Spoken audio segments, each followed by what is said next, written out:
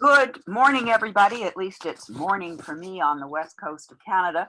And I think it's still morning for Ed down in Colorado. And heaven knows what time it is for you. I'm Tommy Glover. I'm a senior faculty member of the Flow Coaching Institute and probably known to a number of you who are with us. So welcome. Um, I've been coaching leaders since early 2000s, about 2001, when I was on the faculty in the Graduate School of Leadership at Royal Roads. And that was the time that really got me interested in coaching. I've been certified by the ICF as professional coach since 2007. I have a deep interest in what's called emotional intelligence, which gets defined as self-awareness, self-management, and relationship management. And Ed and I met through a mentoring program at Flow, and we've since discovered how much we have in common. And as I was facilitating an hour-long series that some of you may have participated in, building resilience for COVID and beyond, what I was experiencing with the participants made me think of conversations I'd had with Ed about Myers-Briggs and individual responses. And so those conversations led to this program. Ed, how about you? Yeah, I'm sure excited to be here and look forward to this next hour together. We do have kind of a global contingency through Flow, and I'm the U.S. representative today, I guess. I also have coached primarily executives for a number of years and noticed a pretty profound shift in how my clients were showing up when COVID became a reality and something that was really starting to have impact on our day-to-day life. I saw my clients start to ask different questions, start to deal with things maybe more from an emotional perspective than the purely, intellectual perspective that they'd had. So it is definitely shaping us in ways that we probably won't know for quite some time. But our metaphor that we've worked with in framing up this class is that this season is a refining fire. It will purify, it will burn away some of the dross, some of the things that distract us.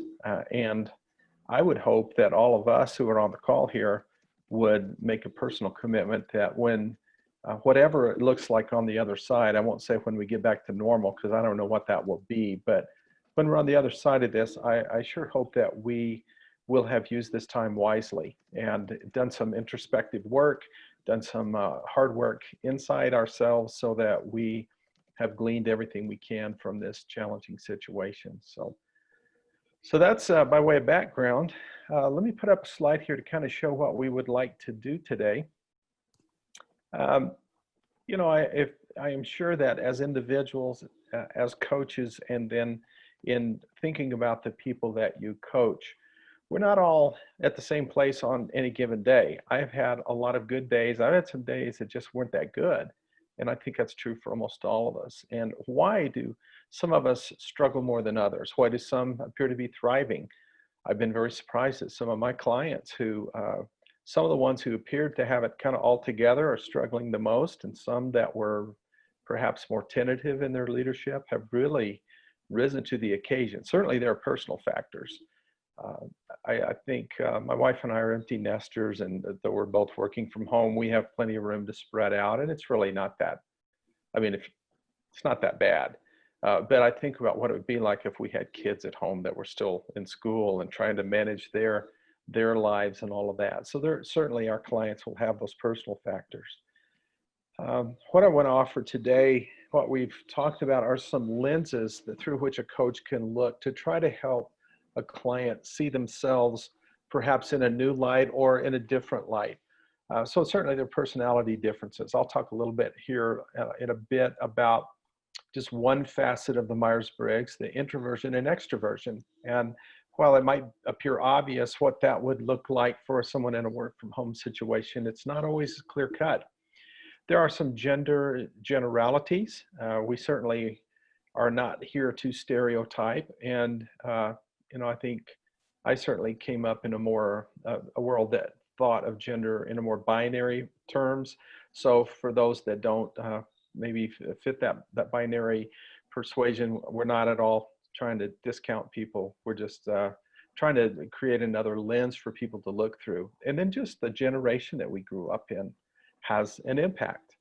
So these are some of the lenses we'll look through. We hope that it's helpful for you as coaches personally in your own life and your own profession, your own family, but also then in the lives of those you serve. So anything, Tommy, before we jump into this?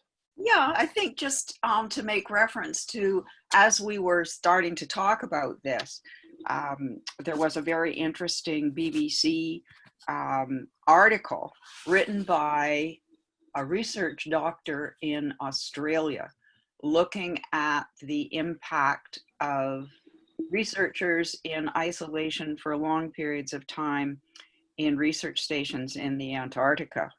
And he talked about the scary third quarter when, in his experience, everybody just got over emotional and upset. And I thought, given that we might even, hopefully, but I think probably too optimistically, believe that we're in the third quarter of this life with COVID, I was wondering whether we would see something very similar surfacing around us as people were getting extremely impatient with what they're doing.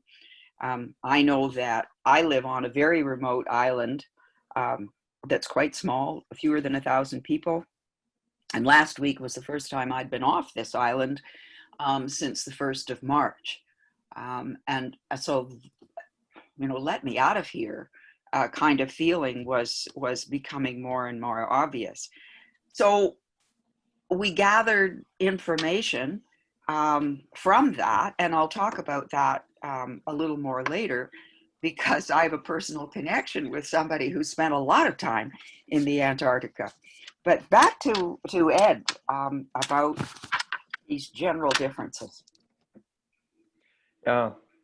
I think the other thing we all want to be aware of is that most likely none of us are going to go back to business as usual. And so how do we prepare ourselves now as coaches so that when we move to a different phase, whatever that looks like,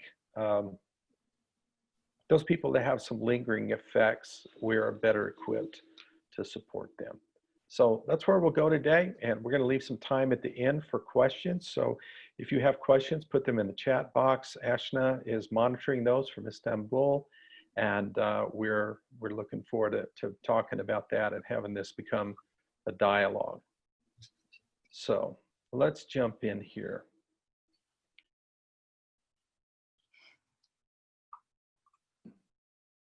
So as Tommy mentioned, I use the Myers-Briggs quite a bit, and I use a number of assessments, but it's a familiar one. All assessments have their place and have a specific value they bring. I like the Myers-Briggs just as a tool for bringing self-awareness to my coaching clients, to become aware of some distinctives that influence their behavior. And sometimes there are some pretty significant aha moments. I like this picture of this little kitten who sees itself not as a little kitten, but as something powerful and much different than its current reality. And so we would love in our life as coaches to help people see themselves, not only their potential, but also see themselves in a more accurate way. So one of the dichotomies of the Myers-Briggs is this idea of introversion versus extroversion.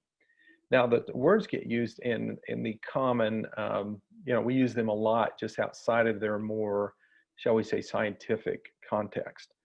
We often think an introvert is someone who's shy, or perhaps someone who doesn't even like people.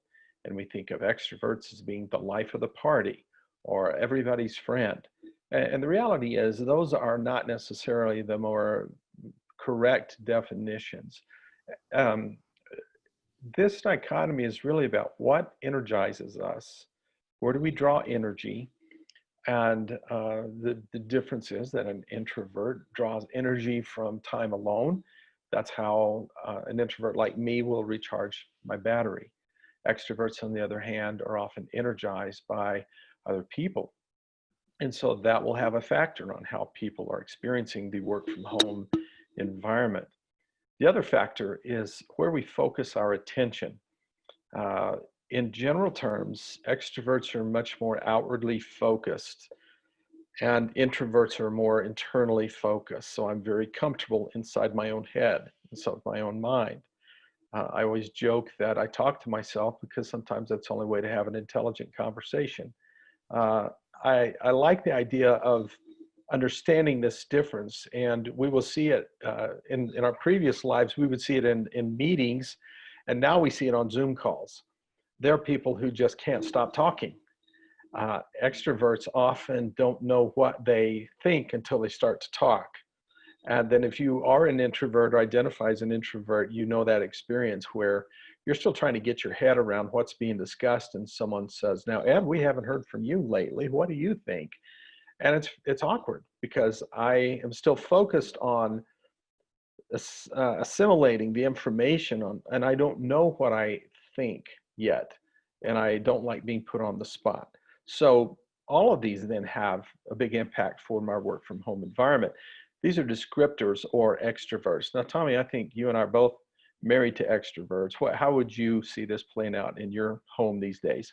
Well, one of the things that I notice, and it just landed for me right now, Ed, is like Ed, I am highly introverted. So being at home in my own office, in my own space with the dog is just fine with me, even though I say I'd like to get off the island once in a while.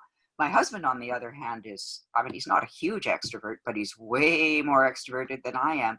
And what I notice is he has a compulsion to keep in close email interaction with a whole lot of people right now, or to be on the phone with various people on Main Island with whom he's involved in various social endeavors.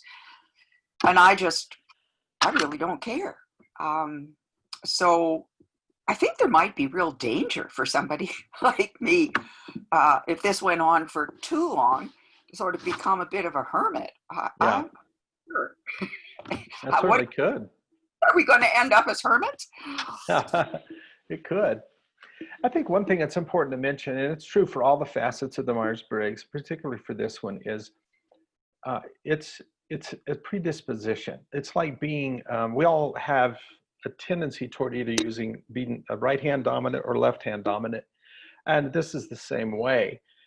When you are an introvert, as I am, but have been in a lot of leadership positions, you learn extroverted behaviors, which is the equivalent of an athlete in, say, basketball or hockey, who, if you're right-handed, you still have to be able to skate to the left, shoot from the left, etc. So you learn to exercise and use that non-dominant side. So a lot of people would look at this and go, well, I don't know, I'm kind of both. And you know, we can all show up as both, but I think going back to the question of where do you recharge and where is your primary focus, internally or externally, is a way to kind of get to your preference, even if you are well compensated. So extroverts will often, in my experience in this environment, really look forward to those Zoom calls because there are other people out there, and like Tommy's husband, you know, really want to touch base with people. And we don't have the luxury of just, if you were working in an office environment before, just walking down the hall on your way to go get some coffee and stop in and just, you know, chat with somebody for 5 minutes. We don't have that. So we really look forward to those. And so in some ways, extroverts may be struggling a bit with this. Introverts, on the other hand, as Tommy said, we've been practicing for this our whole lives. And we find it the ability to focus and not be interrupted by someone on their way to coffee that wants to stop in and chat for 5 minutes is refreshing. And yet we all have social needs. We're all human beings that are, you know, created for relationship and have a need for other people. So it's not all sunshine and roses for the introverts either. We can kind of deteriorate into our own selves. And it is a real challenge to stay relationally connected when it is not your bent, but it's something we all need. So Ed, I was just thinking, like, do you think it would be a good idea while you're speaking to ask the audience, maybe ask how many think they are introverts and how many of them think they are extroverts? That would be fun. I'd love to get that. Yeah, let's see what we find out here. Yeah, so everybody in the audience can maybe chat in the put in the chat box if they think they are introverts or extroverts, and we'll just share what we have in the class today. So Joanna says she's an introvert. Ashley says introvert. Wow, a lot of introverts, Ed. I think a lot of coaches are, perhaps in my experience, are introverted, and that lends itself to being able to focus on someone else for a period of time. Yeah, what I can see from here is like most of the people are introvert and very less extroverts. We do have some like couple of extroverts in the audience as well, but some, like Nada mentioned that he's only 10% extrovert, so that's also something. Yeah. Or maybe like extrovert looking introvert, so some people are extroverts but looking like introverts to other people in the world, you know. Well, that's certainly been my experience, because my life has had me having to be out there doing a variety of things that pull on extroverted kind of behavior. And so the people that only experience me that way are quite surprised to learn, if they should, that actually I am deeply introverted. What they don't know is after I've had to really be out there for some period of time, I need to have a very long nap to recharge my batteries to keep on going. So yeah, it's an interesting distinction. Yeah. Good. All right. Well, let's we'll take some time for questions at the end. I certainly want to so send those to Ashna as they come to mind, and then we'll come back to these. Now, Tommy has a personal connection to someone who spent a great deal of time in isolation, and maybe we can learn for. So you want to tell us about Louise? Sure. So Louise is my son's partner. So she's a woman I know very well. She's a world-recognized biologist, Dr. Louise Blight, who has had over the years an abiding interest in Antarctic research, often with penguins. So Louise has spent long periods of time, 6 months and more, in the Antarctic doing that research. And the picture on the right is a typical what it looks like on a sunny day. The next this portrait picture of Louise, you see her even with ice on her nose. And when I asked her how that particular picture came about, she said, well, I'd been out skiing on cross-country skis because I simply needed to get away from my colleague with whom I was in this research project, just the two of us, for 6 solid months. And that was what she looked like when she came back. They lived in this kind of that environment exactly for 6 months as they did their work. And that's typical not so nice weather, unlike the sunshine in the previous slide. And so it's not surprising when Louise said that she needed to get away once in a while and she'd strap on her skis and go. And I said, but surely that was dangerous. And she said, so? The danger doesn't stop her for a minute. What I was really curious to know from Louise, having read this article by the Australian doctor about the third quarter, upset that seems to happen to people, was what was her experience for herself and the other researchers with whom she's worked for a very long time. And her response was almost predictable. She is a scientist. First thing she says, but I'd like to see that research. So she was questioning the research, but more to the point was her experience of, yes, reacting to the isolation. And she's not only lived in this way in the Antarctic, but she's also been on research ships for very long periods of time. And those aren't really big. So you've got people around you, but you can't really get away on your own. And she said she didn't think, in her experience, it was so much a matter of introversion and extroversion. She identifies herself sort of right in the middle of introversion and extroversion in the MBTI. But how you managed yourself in this environment, that knowing that there would be predictable patterns just based on your experience of doing this work in this kind of isolation, you develop strategies to manage yourself, cope with yourself, keep on going. And that was the place where I started to make some connections with coaching, particularly when I asked Louise. She said the hardest thing was that you were ready to leave. So maybe you've been there 6 months already. How many big storms have you survived? I don't know. And the ship is supposed to come to get you, or the plane is supposed to come to get you, and the weather goes bad and it's not happening. And you don't know how long the weather is going to be like that. And she said, you're just caught. You were ready to go, and now you can't go. And I said, so what do you do? And she said, well, it's sort of the same as what you do all the time.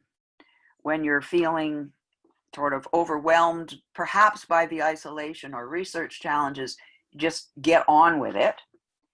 And she said, that's what happens when you're stuck longer than you expect to be. The delay is really challenging, but you just get on with it. And I said, well, how do you do that? And she said, well, for her, she had to keep herself really organized. Make a list every day. This is what I need to do or attend to today. And that gave her a sense of direction that could take her through perhaps the disappointment about not being able to come home. She also said that in her experience, some researchers can get really snarly. And she's so accustomed to that, she laughs about it. She was supervising a doctoral dissertation for another scientist and joined him in some island off Tasmania somewhere. And she was gone for about 3 months. And when she came back, I said, well, how was it? And she just shrugged her shoulders and said, oh, researchers can get so snarly. So her ability to kind of laugh that off, but also maintain her own sense of direction, really resonated with me as a coach in terms of what can we do to help people stay on track with their lives regardless of the context in which we find ourselves. Mm-hmm. I think about what it would be like to be isolated like that, and it is certainly a different experience than isolating here in the comfort of my own home. Tommy and I both have a background in parish ministry, and from a theological perspective, thinking about what's going on, there's this word that's been kind of, the meaning has shifted, the word apocalypse, and a lot of people think of that meaning the end of the world, and yet the root of the word is it's about a revealing. And so what COVID has revealed in our world, like here in the United States particularly, it's like pulled back this veneer, and there's this ugly, ugly reality of unresolved racism that I'm hopeful that more and more people are starting to see the reality of that. And I see in at least one of my coaching clients, who has a number of people of color that work for her, that she's wrestling with this, and it's not easy, it's painful, and she's having to kind of undo a lot of her preconceived ideas, but it's that kind of effect that it's having on us. And so some of these steps we're walking through, we're just trying to help a coach have different lens to look through. So there would be personality, there would be issues of perhaps race or nationality. And then there's the issues of when you think about relationships and some gender stereotypes, perhaps, or generalities, in general, it looks like, from a male perspective, that perhaps women are better connected, have longer term relationships, have maybe more of a support system. I see it with a number of my female clients, and the men often look a little bit more like this. We would say we have friends, but they're often activity-based or work-based. And with executives particularly, the higher that you rise within an organization, the less you're sure about who your real friends are. There are people that were once friends that you won the promotion and they didn't, and things are never the same. There are people that will want to sort of attach themselves to you because of your now a person of power, you're a person that can make things happen. And so the issue of relationships and having a source of support, perhaps that's the bigger issue than the gender stereotypes, but it's worth asking our clients about, tell me about your support network. Tell me about your circle of friends. Tell me, what would you add to that? Well, the one thing I would add to it, Ed, you and I both have worked with the emotions wheel, which Ed introduced me to. So thank you for that, Ed, because I use it all the time now. One of the things that I have found, and this really surfaced in this Coaching for Resilience series, is the challenge that we have if we've not done serious work looking at our emotions, actually naming them, which is part of the emotional intelligence world, the self-awareness piece. People can feel upset, but they can't be more specific about how they are upset. And when we can help them be clearer on what exactly is upsetting them, like maybe it's anger, maybe it's fear, maybe it's sadness, then they're better at starting to understand themselves and ask themselves the kind of questions that will help them try and create a strategy to support themselves. We'll take a look at that in just a little bit, and I'll let people know where to find that tool. But beyond perhaps the gender stereotypes about relationships, it's just a good question to ask. Tell me about your support network and see what you uncover. I think generational cohorts play a role. I don't know to what degree, because there's a lot of variance within any specific generation. There are, again, the ideas that people of my generation would prefer a face-to-face contact, or pick up the phone and call somebody, and other younger generations are perhaps more comfortable with primarily electronic communication. But I think as we coach, helping people realize we are shaped by the world that we grew up in. That's the main point. And people that grew up in the 40s and 50s had a different experience in the 50s and 60s and the 70s and 80s and so forth. And it has, it affects the way we process, the way we think, the way we view the world. And so it's just an important factor. And I think for coaches, understanding those differences without trying to just fall into the easy stereotypes is an important task for us. And I was telling Ed yesterday that one of the things on the island, so people that choose to live on Gulf Islands, particularly one as small as this one, are probably a bit strange anyway. But we're watching. I saw somebody yesterday. She said, "How long have you lived here?" I said, "Oh, 14 years full-time, 18 years part-time before that." And she went, "What?"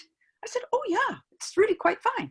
But what we're noticing is that we have an increasing number of young people.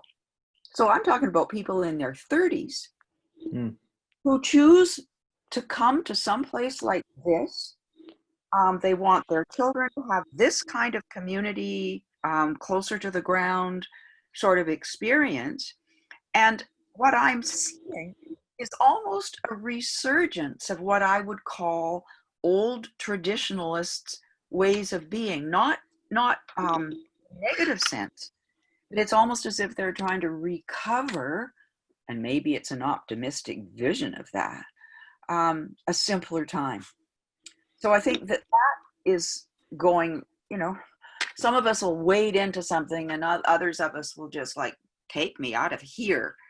Yeah.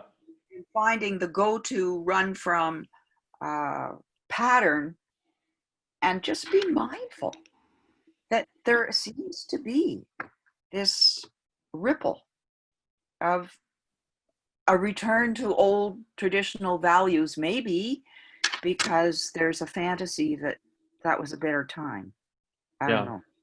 Yeah. Yeah. I told Tommy a quote from Robertson Davies, who's a Canadian thinker, philosopher. He said, most people's idea of a preferable future is nothing more than a return to a glorified past. And yet we all are reevaluating what we have just sort of accepted as normal. And I think that's why it's such a rich time to be a coach, because people are already starting to dig into these things like, is this really the lifestyle that I want when this is over, whatever over looks like? If I've lost my job, now I have to make a decision. Will I do the same thing? Can I do something else? If my job is no longer tied to, I have to be within driving distance of the office, I can live anywhere, would I live here? So everything's up for grabs. And just being available to help people process these decisions that for many of us are kind of once in a lifetime decisions.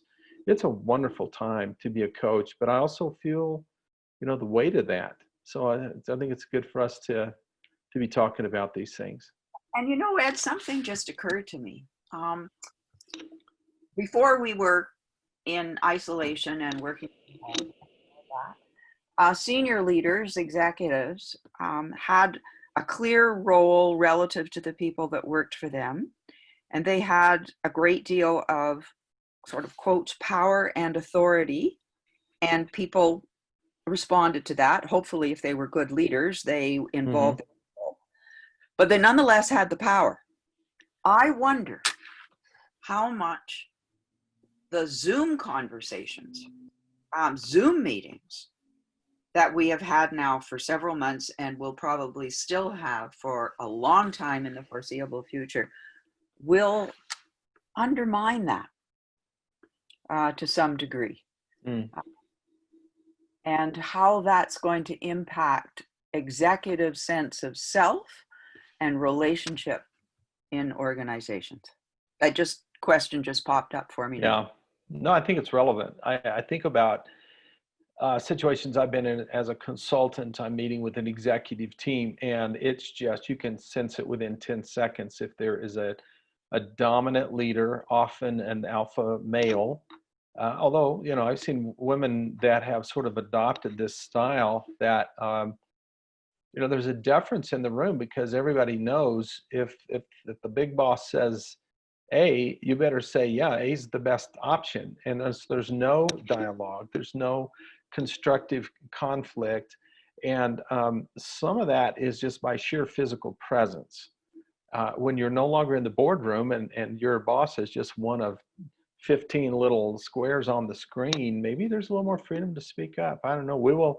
This will be one of the things to watch as we think about it. But it's a good segue into thinking about coaching leaders and executives. And one of the things that I noticed, and I remember this being an early conversation with Tommy, was several of my executive clients who are very task-oriented, very bottom-line driven, who were not able to really talk about themselves in terms of, they were not human beings, they were human doers.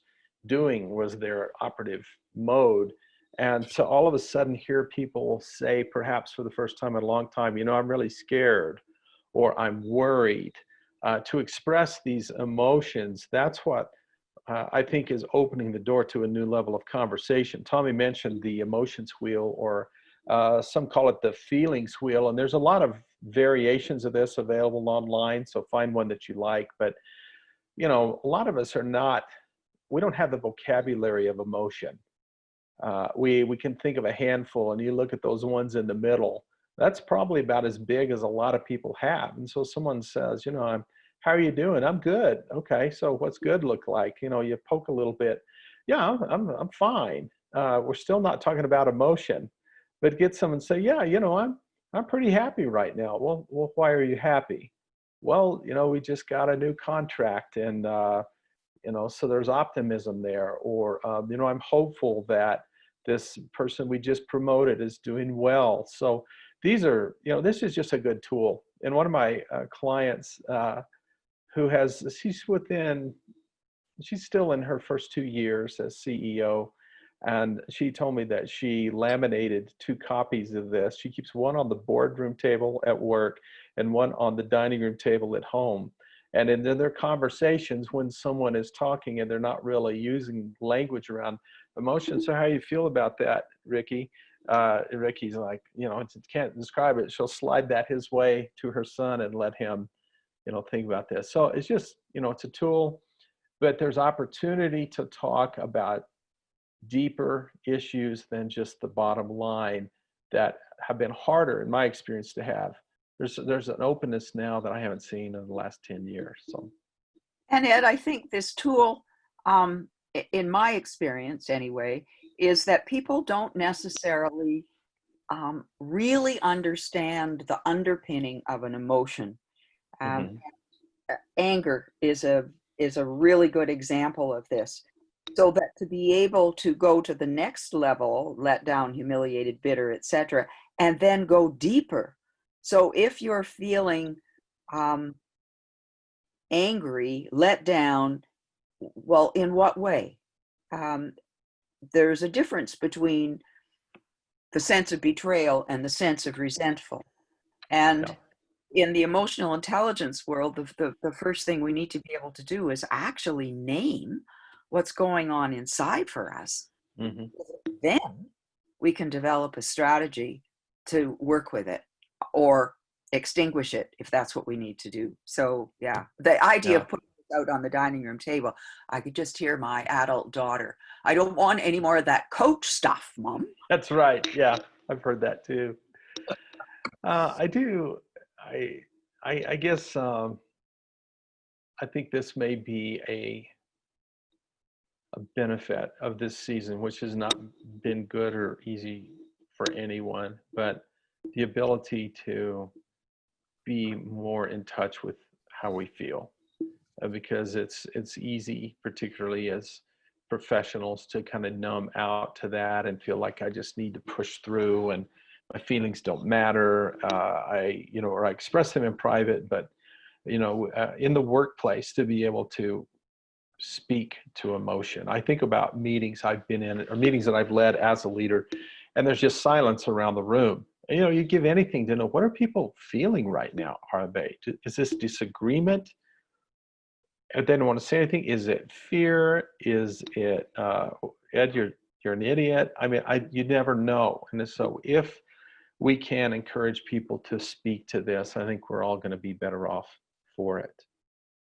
So just related to coaching leaders and coaching executives, I know that in the past, I've often started a coaching call with, so how's it going? Or how are you doing?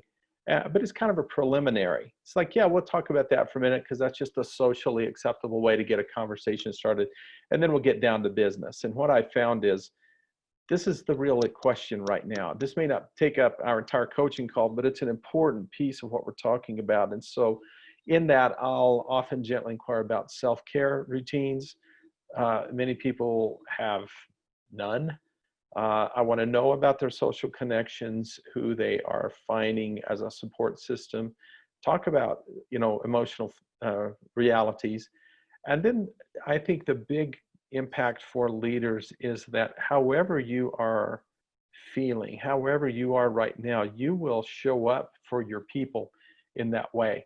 And the idea that I have shown up as my worst self, and I have shown up as my best self as a leader. And I sure don't want to put my worst self on anybody, starting with my own family. So I think this may help reframe some of our initial conversations with executives. I mean, we will all get back down to business at some point, but there's opportunity for people to talk about what's really going on inside, in ways that we haven't seen in a while. Tommy, how would you flesh this out a little bit? I was telling you about the joy bucket exercise. One of the things I learned in one of my emotional intelligence certification trainings was the importance of what they call the joy bucket, and that each of us has access, if we choose, to things that really make us feel good. And I know that for me, my joy bucket has been practicing my golf swings on a practice mat outside because I can't get to a golf course. And that when I do that regularly, I feel so much better. And I don't think it's just because I'm whacking golf balls and trying to send, COVID out to Alpha Centauri. That's something that is totally unrelated to the rest of my life. And it gives me real delight. And when I do that regularly, my resilience, my creativity, everything is way higher. Now, I use that notion in this resilience coaching series. And one of the people said, I said, so where do you get your joy? Where do you get your kicks? And this person said, what I really like to do, I just realized is get in my car and go drive around. And I can really relate to that. One of the things we're seeing on the island is people driving around with their dogs in their car. Well, they can't really go walk anywhere, but they want to go someplace. There isn't exactly a whole lot of places to go on an island that's 5x3. So they're just driving around for the sheer pleasure of driving around, dogs in the back seat. We need to find those things that fill us up because under stress, that becomes even more critically important. And the psychoneuroimmunologists will tell us clearly that if we don't do this kind of thing, our immune systems are going to take a big hit. And I don't think it's just coincidence that the people who are struggling with poverty and racism and all these things appear to be having a much worse time with COVID than some of us. Right. Yeah, well, that's how it looks to you. Yeah. You've already mentioned the third quarter, just in managing time. Anything else you want to say about this before we kind of move to our final slide here? I want to leave time for questions. Yeah, all that I would want to say about that is, although this research shows people in research stations and in space stations and things find in the third quarter, when they get to that point, they're just like, I've had enough, I want out of here. And that's fine if you've actually got an end point in mind. What I think we may be experiencing is there has been a whole lot of activities that might have make us think that we're in the third quarter and there's an end in sight. And what we're realizing is that end is not a certain point for anybody. And so that becomes even scarier for lots of people. Yeah. The image that comes to mind living in Colorado when you're out climbing in the mountains is there's often this idea of a false summit. You think you see the top, and then when you realize, you get there and you realize, no, there's a long way to go. That's kind of what it feels like right now, where depending on where you live, you're getting signals like, oh, it's, we're all back to normal, or other places, the statistics are climbing like crazy, and that the elected officials are going, and everything is fine. And, you just live with this sense of, where are we? We don't know. We're totally without direction. So. And we live with our only way off any of the islands to either Vancouver Island or the mainland is on ferries. And the interesting thing is that BC Ferries established on the 15th of June that it is compulsory for anybody getting on the ferry to have a face mask. And that's that. Yeah. Now, that is saying a lot about who knows how long this is going on. and what's Yeah. going to happen. Yeah. Well, this quote we found funny. This is, if you're not familiar with Pema Chodron, I'd encourage you to read what's her most famous book, When Things Fall Apart, I believe. Tommy's favorite quote of hers is that, courage is being scared to death and going ahead anyway. So much practical wisdom for our day. And just so we leave some time for Q&A, I just like to say to all of you who are our coaches, remember your own limits. We are not machines. Our capacity to serve others is based on our own well-being. So I think it's encouraging to remember our own limits. I think it's worth all of our time to be thinking about the idea of post-traumatic stress. Now, we are not therapists and we are not diagnosticians, but we will encounter people who are dealing with stress-related symptoms based on the day that we're in now. So how do we equip ourselves to help with that? And for me, this has been a season of professional and personal development. My actual work has slowed down significantly.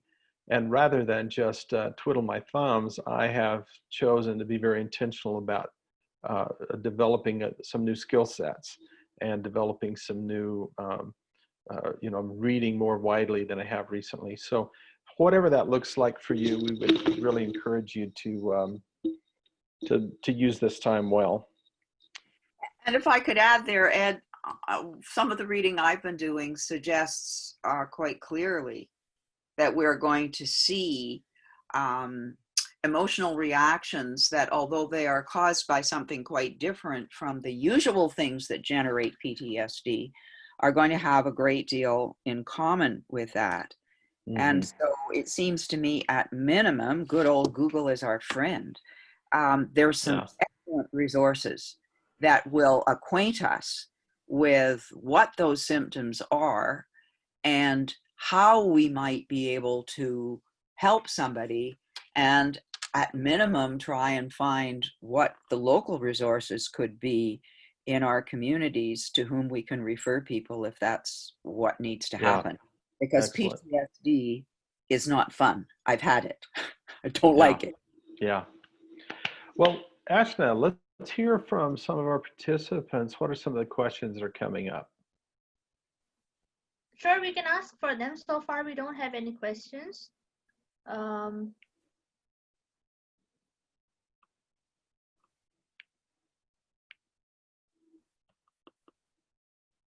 there's a raised hand from someone I know. Sure. Yeah. Let me see if I can allow her to talk. Maybe she wants to say something.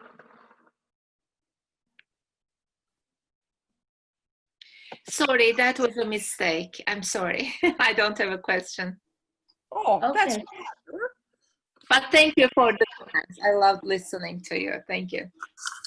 There's a question from Alyssa. She says, with regards to the quarters, is this based on space station research, or do you have a reference for that, the quarters slide that you shared?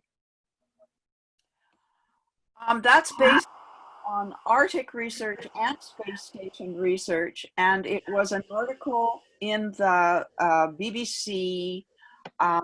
There's a website that had the link, which is how I found the article.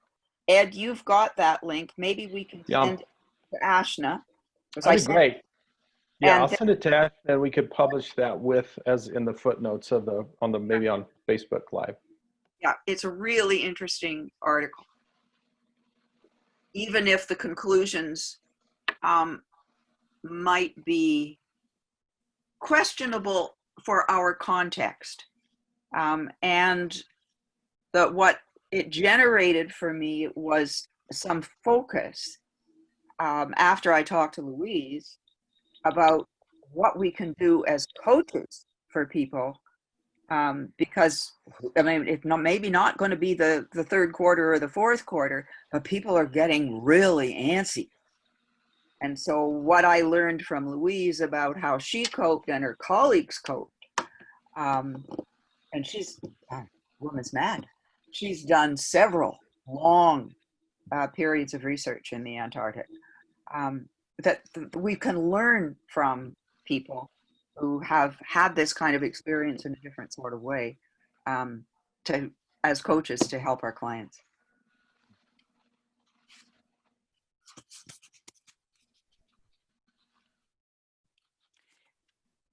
One of the things I'm curious about is we had a lot of response to the introversion extroversion question.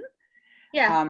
I'm curious then, what have you heard or learned in this webinar that either confirms your sense of yourself or raises questions around the whole introversion extroversion way of being in the world? Does anybody have particular questions about that?